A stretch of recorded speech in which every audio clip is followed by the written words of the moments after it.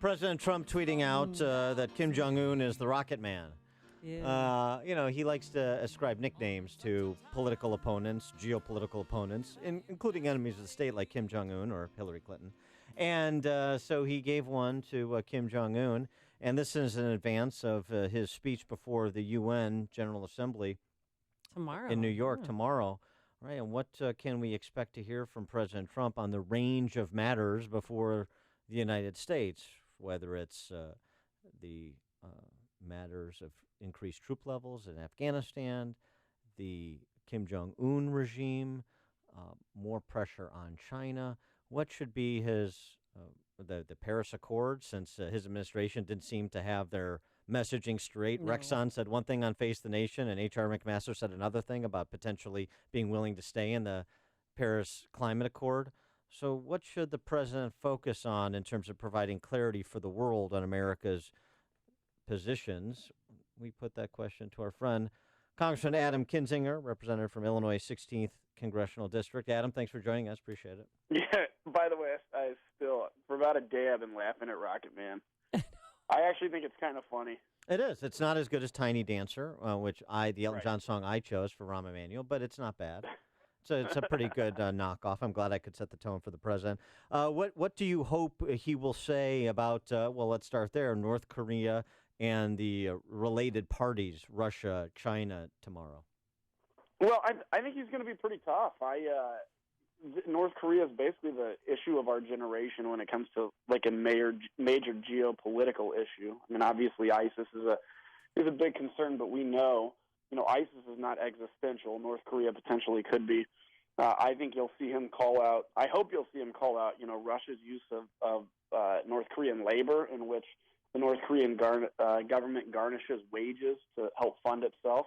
The fact that 85%, if you watch CNN did a special on North Korea about inside the secret state, and one of the things that stood out to me was the vast amount of Chinese goods when you go into North Korea and into a supermarket or whatever. The reality is 85% of North Korean trade passes over the Chinese border. I think he needs to call all these things out on the world stage and say, look, you all need to understand something. War is going to happen if we can't do this peacefully. That's a fact. You guys are the linchpins to doing this peacefully. If you do not want war on your borders, you guys have to step up your game too. And so, I do want to say on this, I think the president has shown basically a very amazing strategy on this, he and his administration, but also an amazing amount of discipline because, people are like, oh, he tweets Rocket Man or he says fire and fury. I like seeing somebody that's looking unpredictable on the world stage because I think that's necessary. But we've had missiles fly over our Japanese allies. Mm-hmm. We don't necessarily know if they're nuclear tipped or not. In fact, Kim Jong-un said he wants to sink Japan into the sea. I think it's shown a lot of restraint by this administration not to respond immediately. Well, campaigner Trump, said that he bashed the UN, but now he needs the UN. And Nikki Haley was on one of the Sunday morning talk shows saying that, 90% of North Korea trade has been cut off. But if that doesn't work, then General Mattis is going to take care of it. What did she mean by that? Well, I think, there's something that people need to remember, actually, especially the left, when they complain about the threat of military action. Diplomacy, the instrument of power of diplomacy does not work against an adversary without the military instrument of power being there to back it up. So the very fact that we're serious about using the military option makes the diplomatic option more likely to actually be successful. But I think, I think the administration is clear, and this is something that I've actually gotten to over the last few months, which is it's one thing for a regime to have a nuclear weapon, completely unacceptable, but that is one thing. The next issue, though, is we have a regime that has a nuclear weapon that has stated its desire to use the nuclear weapon and has shown its ability to use it by flying it over an ally. At some point, you have to recognize that they're serious about using it. And it's either do we take those weapons out now or do we do it when they have way more of them? So I think the military option for real is actually on the table.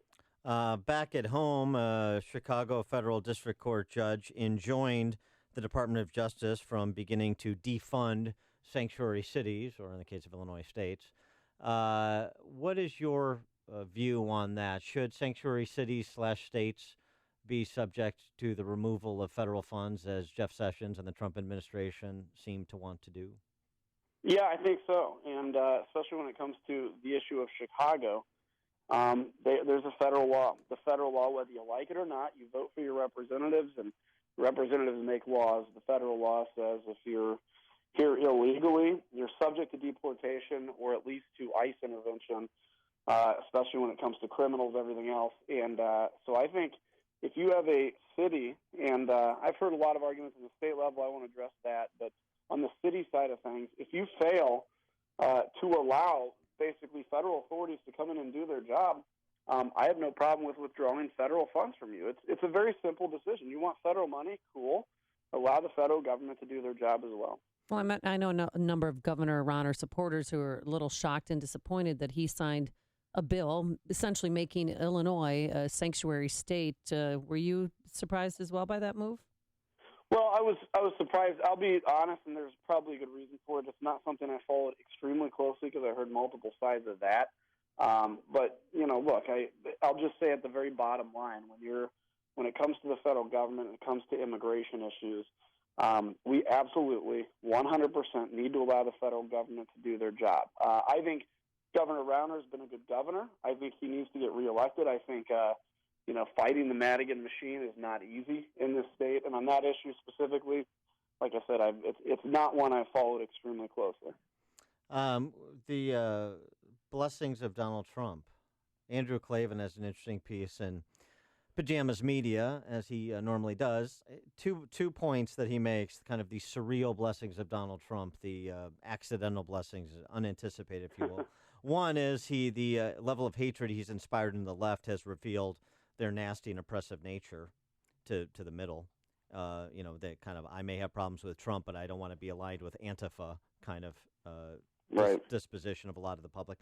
And then secondly, he actually says, the disagreements that are occurring among Republicans and in the conservative ranks are actually, in the long term, good for us because it forces us to make arguments and to discuss our essential differences so that there is clarity for the direction of the party and the conservative movement going forward. Do you agree with those observations?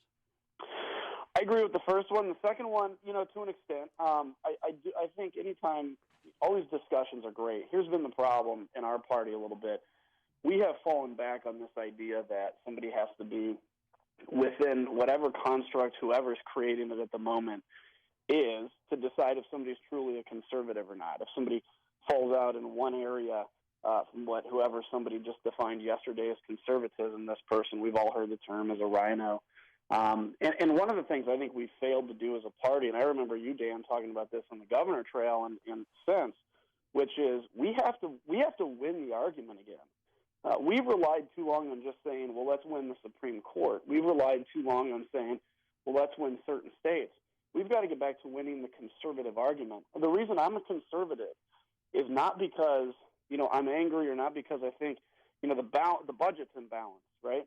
A balanced budget would be great, but the reason because a balanced budget puts us in a much better position to lower the tax burden on people and allow people to make decisions to raise their families better because big government intervention actually does worse for families than a small light touch government. So I think if we can get back to winning those arguments, there's nothing wrong with having good internal debates, but at the end of the day, we're fighting in this really angry, vitriolic thing, and I've been part of that. Look, I can admit when I've done wrong as well, but as I look back saying, look, we as a party have got to come together after when we go through these primaries here and say we are fighting a real battle politically, and we may have some differences among us, but we have to stand united on this because we've got to win in 2018 and 2020. He is Adam Kinzinger, congressman from Illinois' 16th Congressional District. Oh, one other thing. Your colleague from the Illinois delegation, I wanted to get your take on this because nobody else in the Chicago or Springfield or D.C. press corps apparently can be bothered to ask El Gallito about his comments, and every other Democrat as well, which is what they would do if a Republican said something so incendiary and disrespectful. But his comments about General Kelly being a disgrace to the uniform that he used to wear and then doubling down on said comments. Any reaction for Louis Gutierrez? As far as I know, he's never served in the military, and people have a right to not serve in the military. But I think it's really disgraceful when you question the patriotism of somebody who did because you disagree with their politics. So obviously, I think it was a very sick comment. And as a military guy myself, I take offense to it, not sitting around crying, but just looking around saying, okay, you disagree with somebody's politics, so you're going to call them a disgrace to the uniform. That's frankly very angering. And it's sad that he's doubled down. That's one I would have hoped he'd immediately apologize for. Instead, his rhetoric got heated, but it didn't. Yeah, FALN sympathizers die hard. They're bad habits. That's right. Adam Kinzinger, thanks so much for joining us. Appreciate it. Yeah, anytime, guys. See ya. And he joined us on our turnkey.pro answer line. The more you listen,